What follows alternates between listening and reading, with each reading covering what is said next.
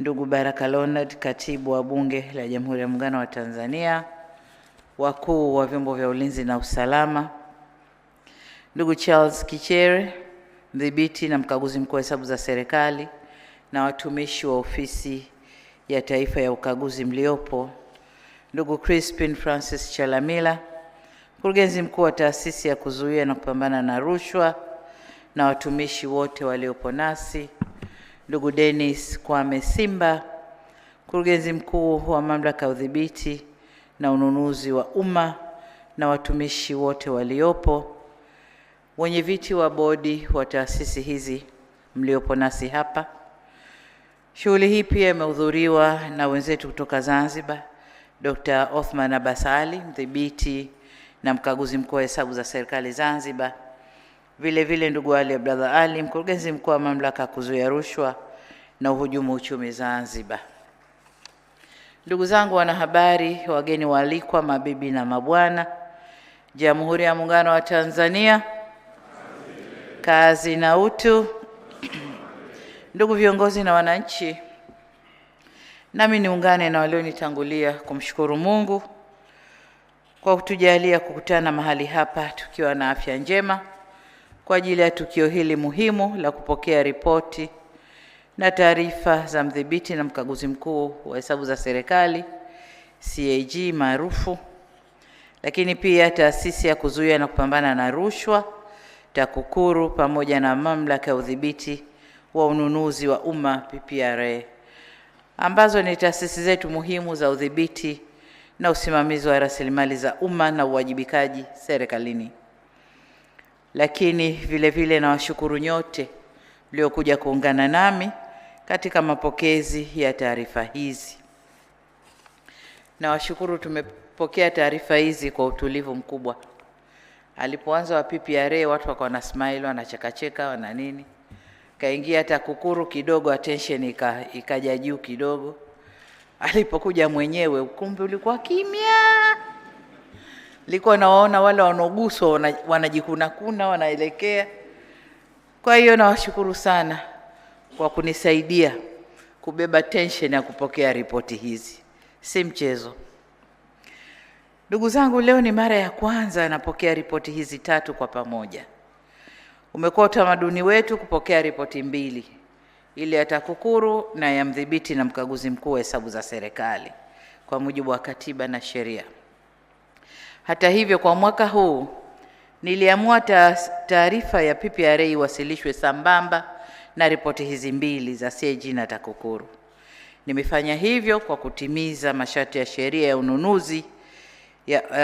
ununuzi wa umma, pamoja na kuongeza uwazi na uwajibikaji katika matumizi ya fedha za umma, hasa ukizingatia asilimia kubwa ya fedha hizo zinatumika kwa shughuli za manunuzi ya serikalini au manunuzi ya umma.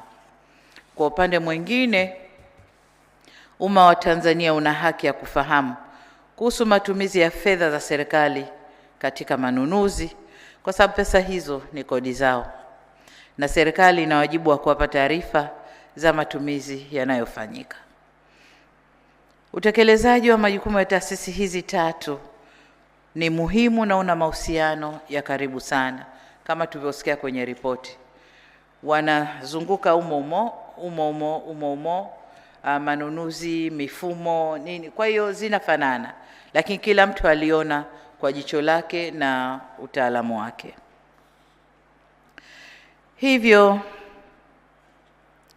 CAG kwa upande wa utekelezaji wa majukumu ya taasisi hizi kama nilivyosema inahusiana kwa karibu, lakini kwa upande wa CAG yeye analo jukumu la kufanya ukaguzi katika matumizi ya rasilimali za umma.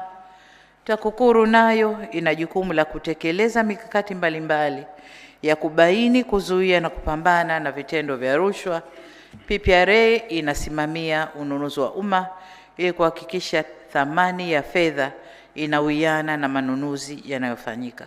Kwa pamoja, taasisi zote hizi zinajenga msingi wa utawala bora na uwajibikaji kwa lengo la kuhakikisha rasilimali za umma zinatumika kwa tija na manufaa kwa mustakabali wa maendeleo ya taifa letu na ustawi wa wananchi kwa ujumla. Ndugu zangu, pamoja nanyi nimesikiliza kwa makini ripoti na taarifa zote zilizowasilishwa. Nataka nitoe pongezi kwa CAG, mkurugenzi mkuu wa TAKUKURU na mkurugenzi mkuu wa PPRA kwa kazi kubwa na nzuri mnayoifanya katika kutekeleza majukumu yenu kwa mujibu wa katiba na sheria za nchi yetu. Taarifa zenu zinaonyesha mafanikio katika maeneo mbalimbali na mapungufu katika baadhi ya maeneo yanayohitaji kuangaliwa kwa umakini zaidi kwa kuchukua hatua madhubuti za kurekebisha mapungufu hayo ili kufikia malengo yaliyokusudiwa. Ripoti ya CAG imeonyesha katika mwaka wa 2024-2025 hati safi zimeongezeka ukilinganisha na ukaguzi uliofanyika katika mwaka 23-24. Nilikuwa naangalia, ameniwekea jedwali la kuangalia hati safi na mwenyewe amezisoma vizuri. Kwa kweli kuna maendeleo makubwa katika eneo hili. Hii ni hatua nzuri inayoonyesha namna ambavyo tunaendelea kuboresha mikakati yetu ya usimamizi wa rasilimali za umma. Kwenye ripoti hii, kwa bahati nzuri, CAG ametuandikia vizuri sana. Amebainisha mapungufu lakini ameweka na mapendekezo yake. Nini kifanyike ili kuondokana na hali hiyo?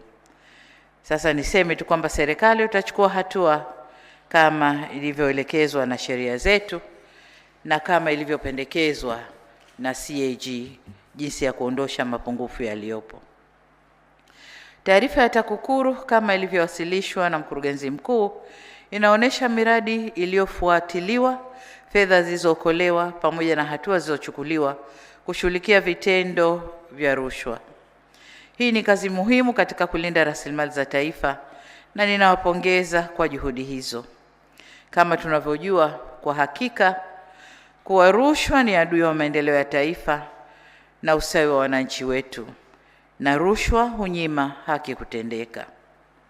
Kwa ujumla, ukiangalia ripoti ya mkurugenzi mkuu wa TAKUKURU, hali imeimarika, si kama nyuma tunakotoka, ingawa baadhi ya dosari zinaendelea kujirudia kila mwaka.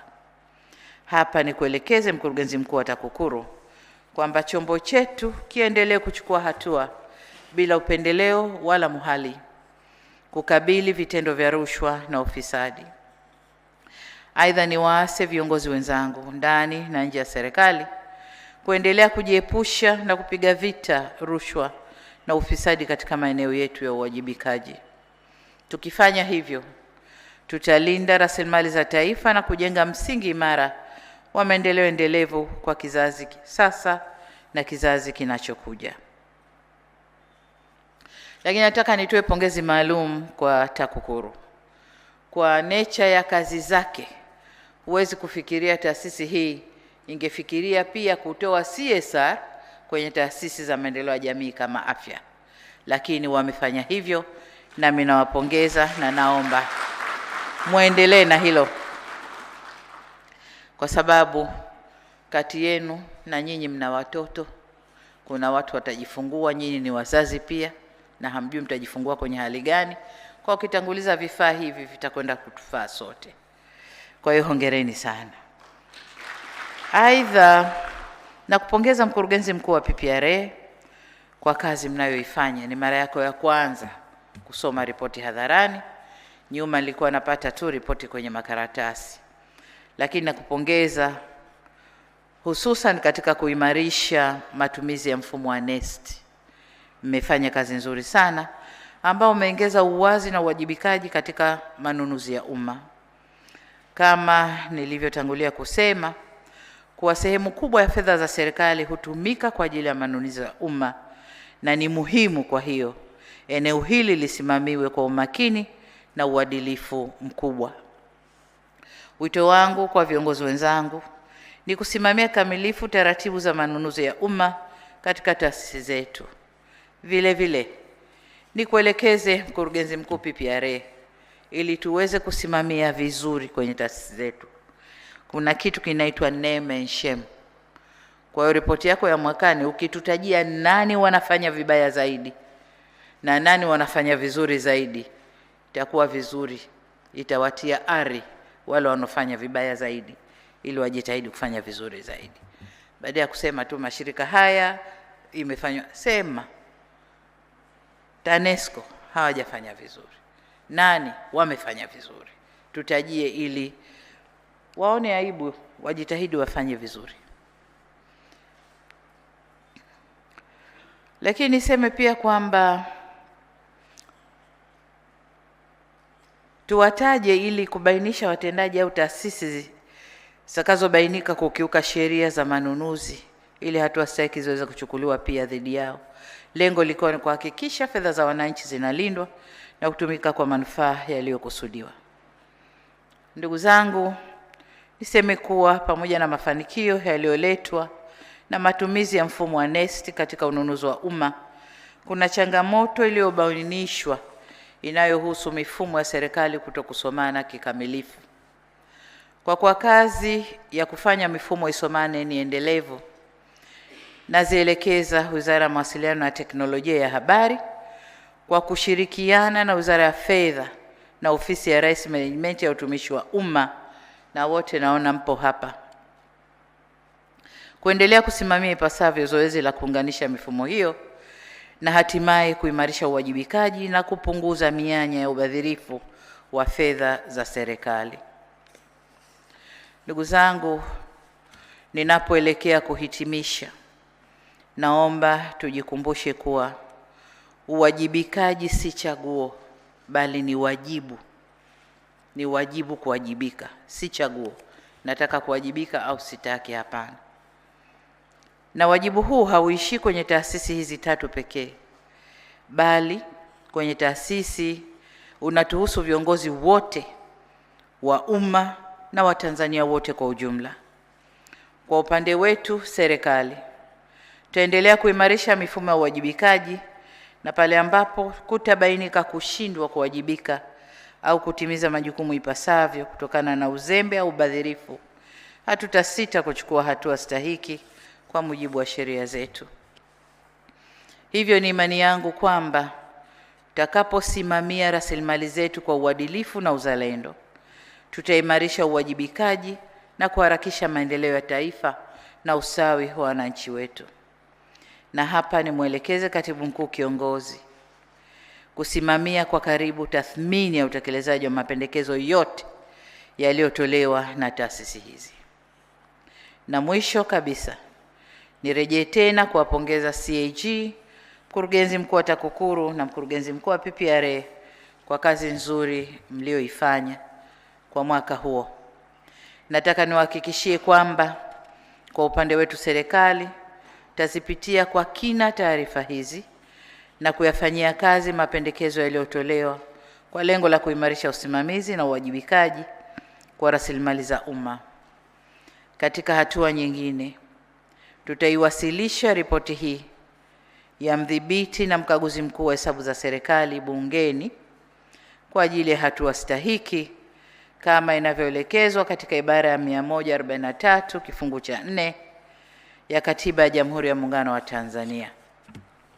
Baada ya kusema hayo, sasa natamka rasmi kwamba nimepokea ripoti ya mdhibiti na mkaguzi mkuu wa hesabu za serikali na taarifa ya Taasisi ya Kuzuia na Kupambana na Rushwa TAKUKURU na taarifa ya mwaka ya tathmini ya utendaji kazi wa ununuzi wa umma pamoja na mapendekezo yote yaliyotolewa.